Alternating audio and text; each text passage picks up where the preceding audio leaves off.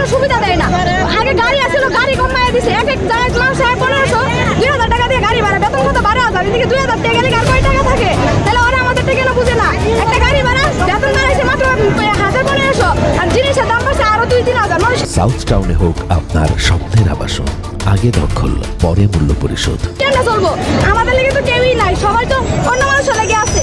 বড় লোক যারা বড় লোকের লেগে আছে, কিন্তু গরিবের লেগে এই দুনিয়াতে আর কেউই নাই। আমরা অনেক কষ্টে আছি, বেতন দেওয়ার কথা বেতন দেও, আর কোনো ইয়া নাই। আন্দোলন আর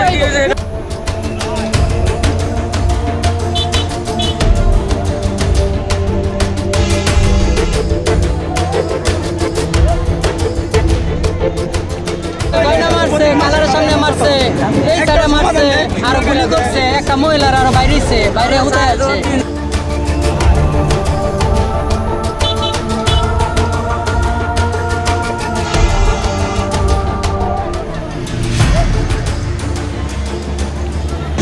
তারা কন্ট্রোল মারতেছে, ও মারতেছে, গ্যাস মারতেছে, আমি কারে উঠছি।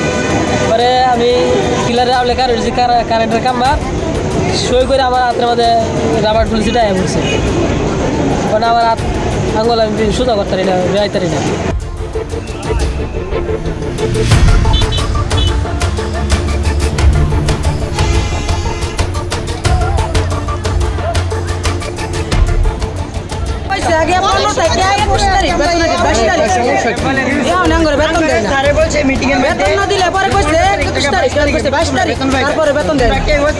আন্দোলন করার পরে বেতন দেওয়া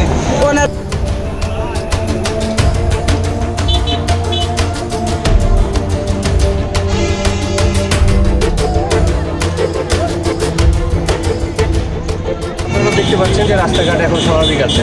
রাস্তাঘাট ময়মনসিংহ ঢাকা ময়মনসিংহ সড়কটা যেটা কিছুক্ষণ আগে অবরোধ করা হয়েছিল সেটা এখন সচল রয়েছে।